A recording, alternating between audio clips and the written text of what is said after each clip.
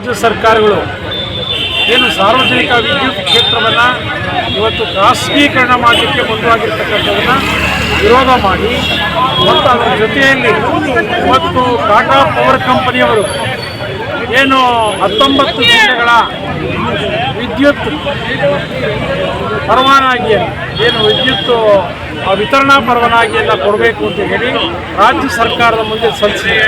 ಇದರಿಂದ ರೈತರಿಗೆ ಭಾಳ ದೊಡ್ಡ ಪ್ರಮಾಣದ ಅಪಾಯ ಆಗ್ತದೆ. ಈಗಿರ್ತಕ್ಕಂಥ ವಿದ್ಯುತ್ ಕ್ಷೇತ್ರ ಖಾಸಗೀಕರಣ ಆದರೆ ಕೃಷಿಕರಿಗೆ ಭಾಳ ದೊಡ್ಡ ಪ್ರಮಾಣದ ಅಪಾಯ ಆಗ್ತದೆ. ಕೃಷಿ ದಿವಾಳಿ ಆಗ್ತದೆ ಮತ್ತು ಅದನ್ನು ನಂಬಿ ಜೀವನ ಮಾಡ್ತಾ ಇರ್ತಕ್ಕಂಥ ಸರ್ಕಾರಿ ನೌಕರರು, ಗುತ್ತಿಗೆದಾರರು ಮತ್ತು ಗ್ರಾಹಕರಿಗೆ ಅಪಾಯ ಆಗ್ತದೆ. ದುಬಾರಿ ದರವನ್ನು ಕೊಡಬೇಕಾದಂಥ ಪರಿಸ್ಥಿತಿ ನಿರ್ಮಾಣ ಆಗ್ತದೆ. ಹಾಗಾಗಿ ಲಕ್ಷಾಂತರ ಕೋಟಿ ಹಣವನ್ನು ಖರ್ಚು ಮಾಡಿ ಸುಮಾರು 70-80 ವರ್ಷಗಳಿಂದ ಕಟ್ಟಿರ್ತಕ್ಕಂಥ ಇಂಥ ಒಂದು ಬೃಹತ್ ವಿದ್ಯುತ್ ಸಾರ್ವಜನಿಕ ಕ್ಷೇತ್ರವನ್ನು ಯಾವುದೇ ಕಾರಣಕ್ಕೂ ಖಾಸಗೀಕರಣವನ್ನು ಮಾಡಬಾರ್ದು ಅಂತ ಹೇಳಿ ನಾವು ಒತ್ತಾಯ ಮಾಡ್ತಾ ಇದ್ದೇವೆ. ಈಗಾಗಲೇ 20 ಇಸ್ವಿ ಒಳಗಡೆ 2020ರಲ್ಲಿ ದೆಹಲಿಯಲ್ಲಿ ಸುಮಾರು 10 ಲಕ್ಷ ಜನ ರೈತರು ಕೇಂದ್ರ ಸರ್ಕಾರದ ಮೇಲೆ ಒತ್ತಡ ಮಾಡಿ ಆ ಕೇಂದ್ರ ಸರ್ಕಾರ ಒಂದು ಒತ್ತಾಯಕ್ಕೆ ಮಣಿದು ನಾವು ಖಾಸಗೀಕರಣ ಮಾಡೋದಿಲ್ಲ ಅಂತಕ್ಕಂಥ ಮಾತನ್ನು ಹೇಳಿತ್ತು. ಆದರೆ ಇವತ್ತು ಕೇಂದ್ರ ಸರ್ಕಾರ ಸಂಸತ್ತಲ್ಲಿ ಮತ್ತೆ ಖಾಸಗೀಕರಣ ಮಾಡಲಿಕ್ಕೆ ಮಂಡನೆಯನ್ನು ಮಾಡಿದೆ. ಹಾಗಾಗಿ ನಾವು ವಿರೋಧ ಮಾಡ್ತೇವೆ. ಯಾವುದೇ ಕಾರಣಕ್ಕೂ ಈ ಕೃಷಿ ಕ್ಷೇತ್ರವನ್ನು, ಈ ವಿದ್ಯುತ್ ಕ್ಷೇತ್ರವನ್ನು ಖಾಸಗೀಕರಣ ಮಾಡಿದ್ದೇ ಆದರೆ ನಾಳೆ ತಿನ್ನೋ ಅನ್ನಕ್ಕೆ ಭಾಳ ಕಷ್ಟ ಬರ್ತದೆ. ತಿನ್ನೋ ಅನ್ನಕ್ಕೆ ಪರದಾಡ್ತಕ್ಕಂಥ ಪರಿಸ್ಥಿತಿ ನಿರ್ಮಾಣ ಆಗ್ತದೆ. ಈ ದೇಶದ ಆಹಾರ ಭದ್ರತೆಗೆ ಅಪಾಯ ಬರ್ತದೆ. ಆ ಕಾರಣಕ್ಕೂ ಯಾವುದೇ ಕಾರಣಕ್ಕೂ ಈ ಒಂದು ವಿದ್ಯುತ್ ಕ್ಷೇತ್ರವನ್ನು ಖಾಸಗೀಕರಣ ಮಾಡಬಾರ್ದು. ಕರ್ನಾಟಕದ 19 ಜಿಲ್ಲೆಗಳ ವಿದ್ಯುತ್ ವಿತರಣಾ ಏನು ಪರವಾನಗಿಯನ್ನು ಟಾಟಾ ಕಂಪನಿಯವರು ಕೇಳಿದ್ದಾರೆ ಅದನ್ನು ತಿರಸ್ಕಾರ ಮಾಡಬೇಕು ಅಂತ ಹೇಳಿ ಇವತ್ತು ಜಿಲ್ಲಾಧಿಕಾರಿಗಳ ಕಚೇರಿಯ ಮುಂಭಾಗ ಪ್ರತಿಭಟನೆಯನ್ನು ಮಾಡಿ ಸರ್ಕಾರಕ್ಕೆ ಮತ್ತು ಕೇಂದ್ರ ನಿಯಂತ್ರಣ ಆಯೋಗಕ್ಕೆ, ವಿದ್ಯುತ್ ನಿಯಂತ್ರಣ ಆಯೋಗಕ್ಕೆ ನಾವು ಆಕ್ಷೇಪಣೆಯನ್ನು ಸಲ್ಲಿಸಿ ಒತ್ತಾಯ ಪತ್ರವನ್ನು ಸಲ್ಲಿಸಿದೆ. ಇವತ್ತು ಇಡೀ ರಾಜ್ಯದಲ್ಲಿ ವಿದ್ಯುತ್ ಖಾಸಗೀಕರಣ ಆಗ್ತಾ ಇದೆ. ಖಾಸಗೀಕರಣ ಮಾಡೋದಕ್ಕೆ ಎಲ್ಲ ಪ್ರಯತ್ನಗಳು ರಾಜ್ಯ ಸರ್ಕಾರ ಮಾಡ್ತಾ ಇದ್ದೇವೆ. ಅದರಿಂದ ಭಾಳ ದೊಡ್ಡ ಅಪಾಯ ನಮ್ಮ ಮುಂದೆ ಇದೆ. ಇದುವರೆಗೆ ನಾವು ತೆರಿಗೆ ದುಡ್ಡಲ್ಲಿ ಸಂಪಾದನೆ ಮಾಡಿರ್ತಕ್ಕಂಥ ವಿದ್ಯುತ್ ಕ್ಷೇತ್ರದ ಆಸ್ತಿಯ ಮೌಲ್ಯ ಒಂದು 5.5 ಲಕ್ಷ ಕೋಟಿ.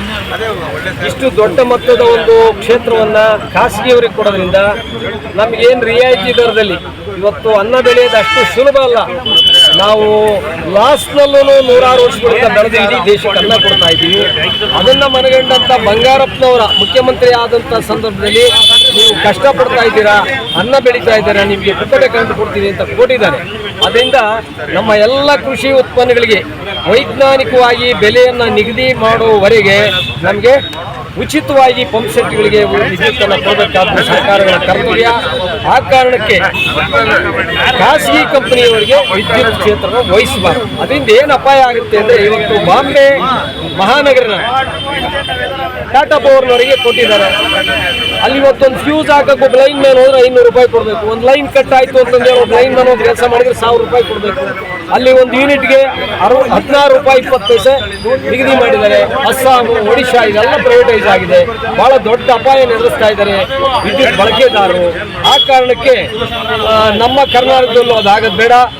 ನಾವು ಸಮೃದ್ಧಿಯಾಗಿ ಎಲ್ಲ ಜನರನ್ನು ಊಟ ಮಾಡೋದಕ್ಕೆ ಆಗುವಷ್ಟು ಆಹಾರ ಧಾನ್ಯಗಳನ್ನ ಬೆಳೆದು ಕೊಡ್ತಾ ಇದ್ದೀವಿ.